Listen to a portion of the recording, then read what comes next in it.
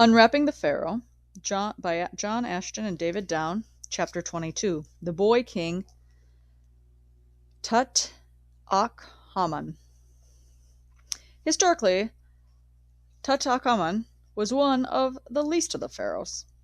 He was only about 10 years of age when he succeeded to the throne, and what happened during his reign was probably mostly due to the decisions of his nobles. His fame is entirely due to the sensational discovery of his almost intact tomb by Howard Carter in 1922. Carter was a brilliant, though eccentric, archaeologist, and though his methods were ahead of his time, some steps he took horrify us today. Akhenaten's brother, Smenkhare, is generally thought to have allowed Akhenaten on the throne, but some have suggested that Smenkhare was actually Nefertiti. In any case, his reign, if any, was very brief, and the next monarch was the boy King Tut, presumably a son of Akhenaten by his secondary wife Kaya. He was only about 9 years old when he was crowned king, and he was hardly in a position to make his own decisions. There were men at court who, of political necessity, had subscribed to the religion of Aten, but who were not at heart converted. They would have put pressure on the boy king to revert to the worship of Amun, and in his third year he changed his name to Tut-Akhenamun, which meant beautiful in the life of Amun.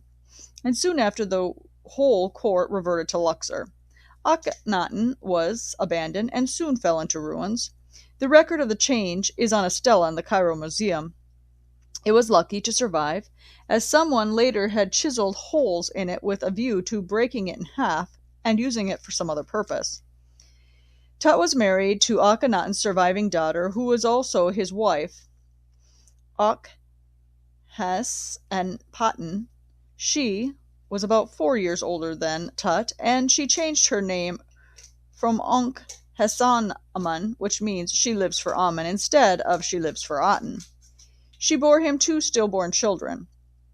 Much has been written about the death and tomb of Tut, but not much has been written about his life.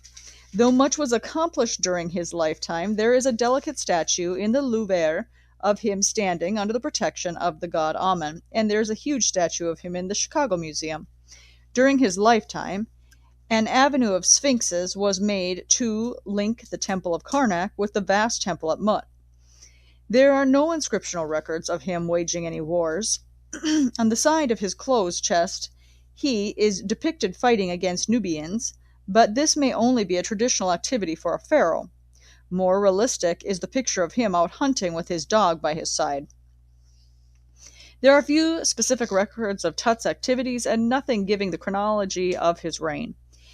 It is from his skeleton that medical authorities have been able to ascertain that he was only about 19 when he died, from which we can conclude that he only reigned about 10 years.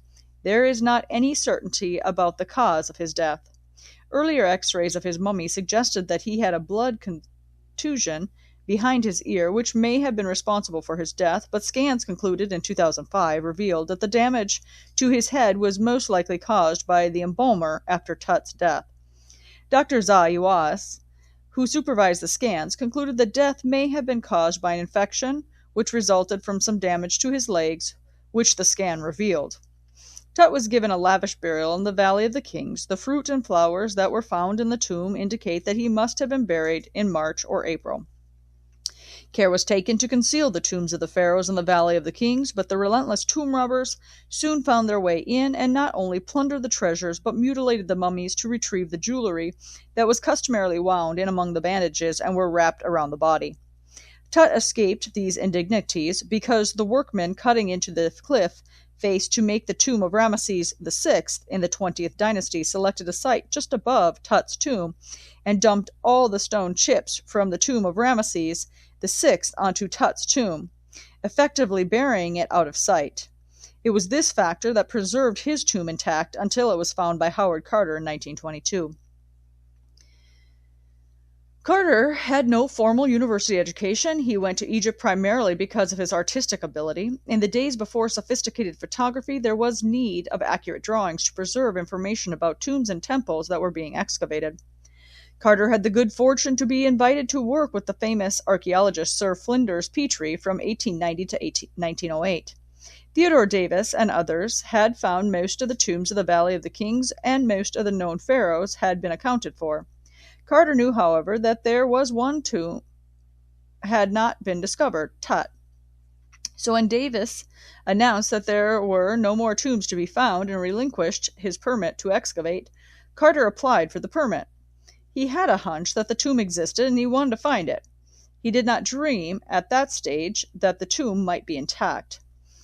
Carter was sponsored financially by Lord Carnarvon. Carnarvon was in poor health, and his doctor advised him to seek dry climate. There was nothing drier than Egypt, so Carnarvon chose to spend time there. When the First World War ended in 1918, Carter commenced his search for Tut's tomb.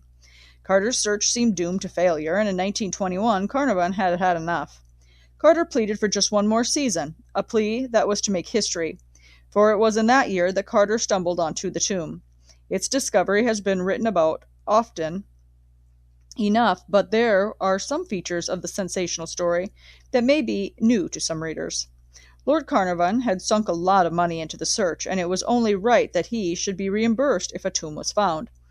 Those were days of political instability in Egypt, and Carnarvon was apprehensive that he would not be suitably rewarded for any possible find, and sure enough, in 1923, the pro-British government was voted out, and a radical government took its place, vowing to keep Egypt's antiquities in Egypt. So when the discovery was made, Carnarvon entered into a contract with the Times of London to give them exclusive rights to any story. They were to pay him £5,000 and 75% of the profits. Naturally, this raised the ire of other reporters who had come from all over the world to cover this event. Egyptian reporters were particularly incensed that all the news they could file with their papers came from what they had read in the Times of London. So the reporters had to make an inflated story out of any scraps of information they could glean.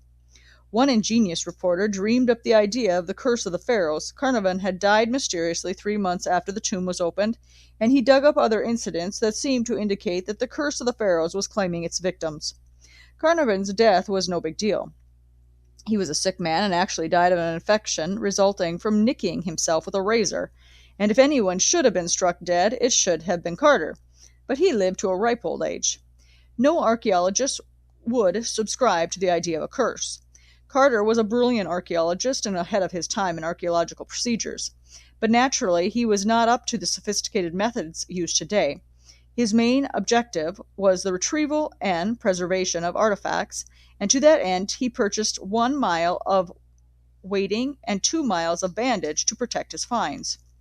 He meticulously noted the exact location of every item he found, applied the latest methods of preserving them. With painstaking methods, it took him 10 months just to expose the mummy, 10 years to remove every object from the tomb. In those days, mummies were plentiful and DNA testing had not been invented, nor was there interest in the composition of bones or pharaoh lifestyles. So, when Carter needed to retrieve the priceless bangles on Tut's arm, he wrenched the arms from their sockets to enable him to remove the bangles.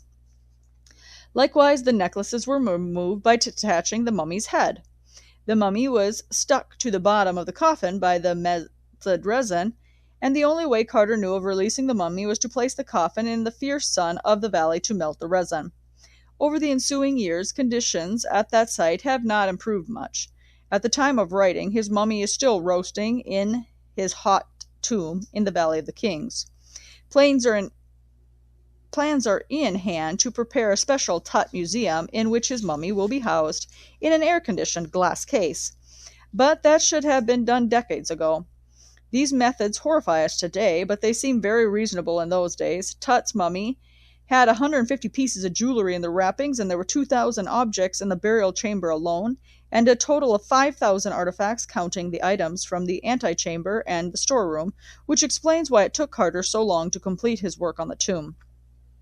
When Carter pierced the door into the tomb chamber, he was confronted with a wall of gold.